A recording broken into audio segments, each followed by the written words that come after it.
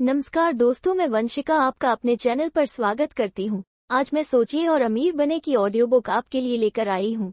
Audio book शुरू करने से पहले मैं आपसे कहना चाहती हूँ कि चैनल को सब्सक्राइब करें, वीडियो को लाइक करें, शेयर करें और अपने विचार कमेंट बॉक्स में लिख कर जाइए। तो आज की ऑडियो बुक शुरू करते हैं। अध्याय 4, आत्म सुझाव, प्रभावित करने के माध्यम अवचेतन मन, धनवान होने की तरफ तीसरा कदम। आत्म सुझाव एक शब्द है जो सभी सुझावों और सभी स्वप्रशासित प्रेरणाओं पर लागू होता है, जो 5 इंद्रियों के माध्यम से किसी के दिमाग तक पहुंचती है। एक अन्य तरीके से कहा गया है, स्वतः सुझाव आत्म सुझाव है। ये संचार की एक एजेंसी है, मन के उस हिस्से के बीच जहां चेतना में सोच उत्पन्न होती है और जो अवचेतन मन के लिए कार्रवाई के आधार के रूप में कार्य करती है। प्रभुत्वशाली विचारों के माध्यम से जिसे एक व्यक्ति चेतन मन में रहने को अनुमति देता है, ये विचार नकारात्मक है या सकारात्मक, ये सारहीन बात है। आत्म सुझाव का सिद्धांत स्वेच्छा से अवचेतन मन तक पहुंचता है और इन विचारों के साथ इसे प्रभावित करता है। कोई भी सोच, चाहे वो नकारात्मक हो या सकारात्मक, स्वतः सुझाव सिद्धांत की सहायता के बिना अवचेतन मन में प्रवेश नहीं कर सकती। अंतरिक्ष से प्राप्त की गई सोच इसका अपवाद है। अलग ढंग से कहें तो सभी संवेदन छापे जा 5 इंद्रियों के माध्यम से ग्रहण की जाती हैं, चिंतनशील चेतन मस्तिष्क द्वारा रोक ली जाती है और इच्छानुसार या तो अवचेतन मन को स्थानांतरित किया या अस्वीकार कर दिया जाता है। चेतन संकाय इसलिए अवचेतन में पहुंच के लिए एक बाहरी सुरक्षा गार्ड के रूप में कार्य करता है। प्रकृति ने आदमी का निर्माण इस प्रकार किया है कि वह अपनी 5 इंद्रियों के माध्यम से अपने अवचेतन मन तक पहुंचने वाली सामग्री पर पूर्ण नियंत्रण रखता है। हालांकि एक बयान के रूप में, टिप्पणी के रूप में, इसका मतलब यह नहीं है कि आदमी हमेशा इस पर नियंत्रण का अभ्यास करता है। अधिकांश उदाहरणों में वह इसका प्रयोग नहीं करता है, जो बताता है कि क्या कारण है कि इतने सारे लोग गरीबी में जीवन गुजारते हैं। याद कीजिए, एक उपजाऊ बगीचे जैसी तुलना में अवचेतन मन के बारे में क्या कहा गया है, जिसमें यदि अधिक वांछनीय फसलों के बीज वहां नहीं बोए जाते हैं तो खरपतवार बहुतायत में विकसित हो जाएंगे। आत्म सुझाव नियंत्रण की एजेंसी है जिसके माध्यम से एक व्यक्ति स्वेच्छा से अपने अवचेतन मन को एक रचनात्मक प्रकृति के विचारों से पोषित कर सकता है या उपेक्षा से एक विनाशकारी प्रकृति के विचारों को मन के इस समृद्ध बगीचे में अपना रास्ता खोजने की अनुमति दे सकता है। इच्छा पर अध्याय में वर्णित 6 चरणों के अंत में धन की अपनी इच्छा के लिखित बयान को दिन में 2 बार जोर से पढ़ने के और अपने आप को ऐसा देखने और महसूस करने के आपको निर्देश दिए गए थे मानो धन आपके पास पहले से ही है। इन निर्देशों का पालन करके आप अपनी इच्छा के लक्ष्य को सीधे अपने अवचेतन मन को पूर्ण विश्वास की भावना में संप्रेषित कर देते हैं। इस प्रक्रिया की पुनरावृत्ति के माध्यम से आप स्वेच्छा से उस सोच की आदत बनाते हैं जो इच्छा को इसके मौद्रिक समतुल्य में परिणत करने के आपके प्रयासों के अनुकूल होता है। आप आगे बढ़ने से पहले अध्याय 2 में वर्णित इन 6 चरणों पर वापस जाइए और उन्हें फिर से बहुत ध्यान से पढ़िए। तब जब आप इस पर आते हैं, संगठित योजना पर अध्याय में वर्णित अपने मास्टरमाइंड समूह के संगठन के लिए 4 निर्देश बहुत सावधानी से पढ़ें। निर्देशों के इन 2 सेटों की आत्म सुझाव के साथ तुलना करके निस्संदेह आप देखेंगे कि इन निर्देशों में आत्म सुझाव के सिद्धांत का उपयोग शामिल है। याद रखें, इसलिए जब अपनी इच्छा का लिखित बयान जोर से पढ़ते हैं, जिसके माध्यम से आप एक धन की चेतना विकसित करने का प्रयास कर रहे हैं, जो कि मात्र शब्दों का पढ़ना है, तब तक किसी काम का नहीं है जब तक कि आप अपने शब्दों के साथ भावना या चेतना का मिश्रण नहीं कर देते हैं। यदि आप प्रसिद्ध MLQ सूत्र दिन अब दिन हर तरह से मैं बेहतर और बेहतर हो रही हूँ को अपने शब्दों के साथ भावना और आस्था के मिश्रण के बिना 1 लाख बार दोहराएं, तो आपको कोई वांछित परिणाम का अनुभव नहीं होगा। आपका अवचेतन मन केवल उन विचारों को पहचानता है और उन पर काम करता है, भावना या चेतना के साथ अच्छी तरह से मिश्रित किया गया है। व्यवहारिक रूप से हर अध्याय में पुनरावृत्ति की जमानत के रूप में इस तरह के महत्व की एक सच्चाई है। इसकी समझ की कमी ही वह मुख्य कारण है। आत्म सुझाव के सिद्धांत को लागू करने की कोशिश करने वाले अधिकांश लोगों को कोई वांछित परिणाम नहीं मिलते हैं। सादे, भावहीन शब्द अवचेतन मन को प्रभावित नहीं करते। आप तब तक कोई सराहनीय परिणाम नहीं प्राप्त करेंगे जब तक कि आप विचारों या बोले गए शब्दों के साथ, जिन्हें विश्वास के साथ अच्छी तरह से भावपूर्ण बना दिया गया है, अपने अवचेतन मन तक पहुंचना नहीं सीख लेते हैं।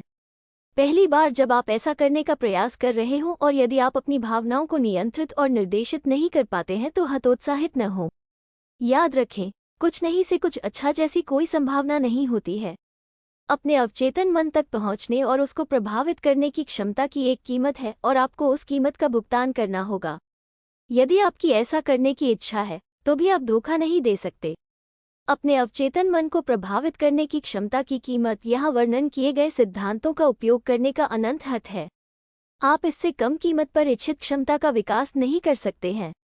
आपको और अकेले आपको ये तय करना होगा कि वो पुरस्कार जिसे पाने का आप प्रयास कर रहे हैं, धन की चेतना, इसके लिए आपको प्रयास के रूप में जितनी कीमत का भुगतान करना होगा वो उस कीमत के लायक है या नहीं। अकेले बुद्धि और चतुराई कुछ बहुत ही दुर्लभ मामलों को छोड़कर, जहां औसत का कानून इन स्रोतों के माध्यम से धन को आकर्षित करने के पक्ष में है, धन को आकर्षित करने और बरकरार रखने में सफल नहीं होगी। यहाँ वर्णित धन को आकर्षित करने की विधि औसत के कानून पर निर्भर नहीं करती है। इसके अलावा विधि कोई पसंद नहीं निभाती है। ये किसी एक व्यक्ति के लिए उतने ही प्रभावी रूप से काम करेगी जितना ये किसी अन्य के लिए करेगी। जहाँ विफलता का अनुभव होता है वहाँ यह विधि नहीं, वो व्यक्ति है जो नाकाम रहा है।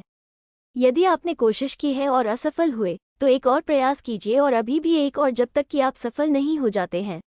आत्मसुझाव के सिद्धांत का उपयोग करने की आपकी क्षमता बहुत पैमाने पर आपकी दी गई किसी इच्छा पर तब तक ध्यान केंद्रित करने की क्षमता पर निर्भर करेगी जब तक कि इच्छा एक प्रज्वलित जुनून नहीं बन जाती है।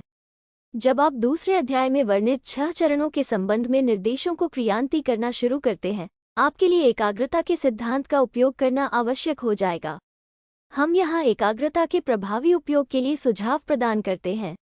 जब आप 6 चरणों में से पहले को क्रियान्वित करना शुरू करते हैं, जो आपको अपने मन में इच्छित धन की ठीक मात्रा नियत करने का निर्देश देती है, एकाग्रता या ध्यान के स्थिरीकरण द्वारा अपनी आंखें बंद रखते हुए अपने विचारों को धन की उस राशि पर स्थिर कीजिए जब तक कि उस धन की भौतिक उपस्थिति आप वास्तव में देखने नहीं लगते हैं।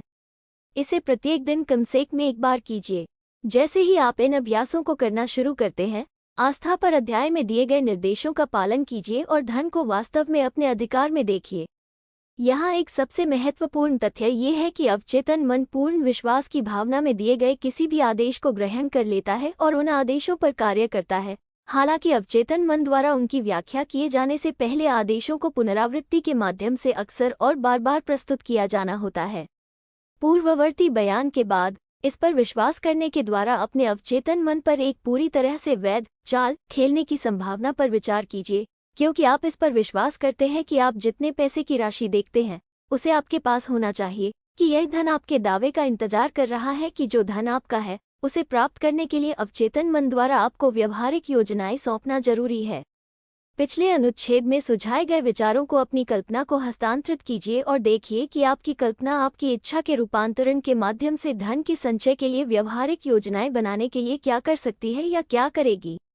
एक निश्चित योजना का इंतजार मत कीजिए जिसके माध्यम से देखे गए पैसे के बदले में आप सेवाओं या माल का आदान प्रदान करने का इरादा करते हैं, बल्कि एक बार में ही अपने आप को धन पर काबिज देखना शुरू कर दीजिए, जो कि इस बीच आपका अवचेतन मन उम्मीद और मांग करने की योजना या आपकी जरूरत की योजना सौंप देगा। इन योजनाओं के लिए सतर्क रहें और जब वे दिखाई देते हैं तो उन्हें तुरंत कार्यवाही में डाल दीजिए। जब योजनाएं दिखाई देती हैं, वे 6वीं इंद्री के माध्यम से एक प्रेरणा के रूप में आपके मन में कर जाएंगी। इस प्रेरणा को अनंत बुद्धि से एक सीधा टेलीग्राम या संदेश माना जा सकता है। इससे सम्मान के साथ व्यवहार कीजिए और जैसे ही आप इसे प्राप्त करते हैं, इस पर काम करना शुरू कर दीजिए। ये करने में विफलता आपकी सफलता के लिए घातक होगा। 6 चरणों में से चौथे चरण में अपनी इच्छा क्रियान्वित करने की निश्चित योजना बनाएं और इस योजना को कार्रवाई में डाल देने के लिए एक बार में ही शुरू कर दें। आपको इस निर्देश का पालन पिछले अनुच्छेद में वर्णित तरीके से करना चाहिए। इच्छा के रूपांतरण के माध्यम से धन जमा करने का अपनी योजना बनाते समय अपने कारण पर विश्वास मत कीजिए। आपका कारण दोषपूर्ण है। इसके अलावा आपका तर्क संकाय आलसी हो सकता है और यदि आप अपनी सेवा करने के लिए इस पर पूरी तरह से निर्भर हैं, तो यह आपको निराश कर सकता है। जब आप जमा करने का इरादा किया गया धन देख रहे होते हैं बंद आंखों के साथ, तब अपने आप को वो सेवा प्रदान करते हुए या माल पहुंचाते हुए देखिए। आप इस पैसे के बदले में जो देना चाहते हैं यह महत्वपूर्ण है। निर्देशों का सारांश। ये तथ्य कि जब आप इस किताब को पढ़ रहे हैं तो यह एक संकेत है कि आप ईमानदारी से ज्ञान की तलाश कर रहे हैं। ये भी एक संकेत है कि आप इस विषय के एक छात्र हैं। यदि आप केवल एक छात्र हैं तो यह एक मौका है कि आप उतना ही ज़्यादा सीख सकते हैं जितना आप नहीं जानते हैं, लेकिन आप केवल विनम्रता का रवैया अपनाकर ही सीख सकेंगे। यदि आप कुछ निर्देशों का उपेक्षा से पालन या दूसरे का पालन करने से इनकार करना चुनते हैं तो आप असफल हो जाएंगे। संतोषजनक परिणाम प्राप्त करने के लिए आपको सभी निर्देशों का विश्वास की भावना से पालन करना चाहिए। 6 चरणों के संबंध में दूसरे अध्याय में दिए गए निर्देशों को अब निम्नलिखित के अनुसार संक्षेप में और इस अध्याय द्वारा आवृत सिद्धांतों के साथ मिश्रित किया जाएगा। 1. किसी ऐसी शांत जगह में जाइए, अधिमानतः रात को बिस्तर में, जहां आपको परेशान या बाधित नहीं किया जाएगा। अपनी आंखें बंद कीजिए और जमा करने का इरादा किए हुए धन की राशि, संचय के लिए अपनी समय सीमा और इस धन के बदले में देने के लिए इरादा किए गए सेवा या माल के एक विवरण के अपने लिखित बयान को जोर से दोहरा, इतनी जोर से कि आप अपने खुद के शब्दों को सुन सकें। जब आप इन निर्देशों को लागू करें, अपने आप को पहले से ही पैसे पर आधिपत्य बनाए हुए देखें। उदाहरण के लिए, मान लीजिए कि आप अब से 5 साल बाद 1 जनवरी तक $50,000 जमा करने का इरादा करते हैं। पैसे के बदले में आपका एक विक्रेता के रूप में व्यक्तिगत सेवाएं देने का इरादा है। आपके उद्देश्य का आपका लिखित बयान निम्नलिखित के समान होना चाहिए।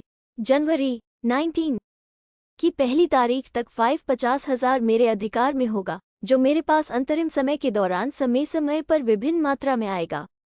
इस पैसे के बदले में के विक्रेता की क्षमता में पूरी संभव मात्रा और सेवा की सबसे अच्छी संभव गुणवत्ता का प्रतिपादन करते हुए वो सबसे कुशल सेवा दूंगा जिसमें मैं सक्षम हूँ। मैं विश्वास करता हूँ कि मैं ये पैसा अपने अधिकार में कर लूंगा। मेरा विश्वास इतना मजबूत है कि मैं इस पैसे को अब अपनी आंखों के सामने देख सकता हूँ। मैं इसे अपने हाथों से छू सकता हूँ। अब यह उस समय का और मैं इसके लिए बदले में जो प्रस्तुत करना चाहता हूँ वो सेवा देने के अनुपात में मेरे पास हस्तांतरण का इंतजार कर रहा है। मैं एक योजना का इंतजार कर रहा हूं जिसके द्वारा इस धन को जमा करना है और जब यह मुझे प्राप्त होगी मैं उस योजना का पालन करूंगा। 2. वो धन जिसे आप जमा करने का इरादा रखते हैं, जब तक आप उसे अपनी कल्पना में नहीं देख सकते हैं, आप रात और सुबह इस कार्यक्रम को दोहराएं।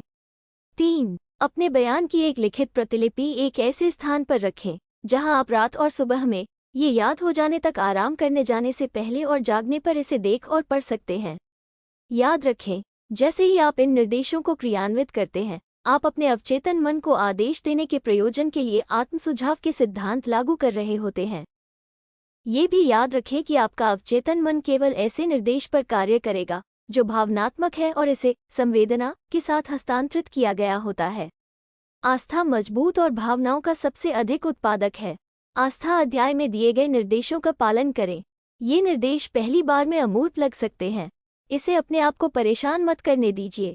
निर्देशों का पालन करें बिना ये परवाह किए कि पहली बार में कितने अमूर्त या अव्यावहारिक प्रतीत हो सकते हैं। यदि आप भावना के साथ हो कार्य में आपको दिए गए निर्देश के अनुसार कार्य करते हैं तो वो समय भी जल्द ही आ जाएगा जब शक्ति का एक पूरा नया ब्रह्मांड आपके सामने प्रकट होगा। सभी नए विचारों के संबंध में अविश्वास सभी मनुष्य की विशेषता है, परंतु यदि आप उल्लिखित निर्देशों का पालन करते हैं तो आपका संदेह जल्द ही विश्वास में बदल जाएगा और बदले में ये जल्द ही पूर्ण आस्था में सघन हो जाएगा। तब आप उस बिंदु पर पहुंच जाएंगे जहां आप वास्तव में कह सकेंगे, मैं अपने भाग्य का मालिक हूं, मैं अपनी आत्मा का कप्तान हूं। कई दार्शनिकों ने बयान दिया है कि आदमी अपने सांसारिक भाग्य का मालिक होता है, लेकिन उनमें से ज्यादातर यह बताने में विफल रहे हैं कि वो मालिक क्यों है। ये कारण कि आदमी अपनी सांसारिक स्थिति और विशेष रूप से वित्तीय स्थिति का मालिक हो सकता है, यह इस अध्याय में अच्छी तरह से विस्तार से बताया गया है। मनुष्य खुद का और अपने पर्यावरण का मालिक बन सकता है क्योंकि उसके पास अपने अवचेतन मन को प्रभावित करने की शक्ति है और इसके माध्यम से अनंत प्रज्ञा का सहयोग हासिल है। अब आप वो अध्याय पढ़ रहे हैं जो इस दर्शन के प्रधान सिद्धांत का प्रतिनिधित्व करता है। इस अध्याय में निहित निर्देशों को समझा और दृढ़ता के साथ लागू किया जाना चाहिए यदि आप इच्छा को धन में परिवर्तित करने में सफल होते हैं। इच्छा के धन में परिवर्तन के वास्तविक प्रदर्शन में आत्मसुझाव का एक एजेंसी के रूप में इस्तेमाल शामिल है जिसके द्वारा व्यक्ति अवचेतन मन तक पहुंच सकता है और उसे प्रभावित कर सकता है। अन्य सिद्धांत बस एक उपकरण है जिनके द्वारा आत्मसुझाव लागू किया जाता है। यह विचार मन में रखें और आप हमेशा इस पुस्तक में वर्णित तरीकों के माध्यम से धन जमा करने के अपने प्रयासों में खेलने के लिए आत्मसुझाव के सिद्धांत के महत्वपूर्ण हिस्से के प्रति जागरूक रहें। इन निर्देशों का इस रूप में पालन कीजिए मानो आप एक छोटे बच्चे हो। अपने प्रयासों में एक बच्चे की आस्था जैसी कोई चीज मिलाइए। सहायक होने की अपनी ईमानदार इच्छा के कारण लेखक ये ध्यान देने में बहुत सावधान रहा है कि इसमें कोई भी अव्यावहारिक निर्देश शामिल न हो। अधिक। पूरी किताब पढ़ने के बाद आप इस अध्याय पर वापस आइए और आत्मा और कार्रवाई में इस निर्देश का पालन कीजिए। हर रात एक बार पूरे अध्याय को जोर से पढ़िए, जब तक कि आप पूरी तरह से आश्वस्त न हो जाएं कि आत्म सुझाव के सिद्धांत वो ध्वनि है जो इसके लिए किए गए सभी दावों को आपके लिए पूरा करेगी। आप जैसे जैसे पढ़ें, हर उस वाक्य को जो आपको अनुकूलतापूर्वक प्रभावित करता है, एक पेंसिल से रेखांकित करते जाएं। इसके बाद के लिए पूर्वगामी निर्देशों का पालन करें और यह सफलता के सिद्धांतों की एक पूरी समझ और महारत के लिए रास्ता खोल देगा।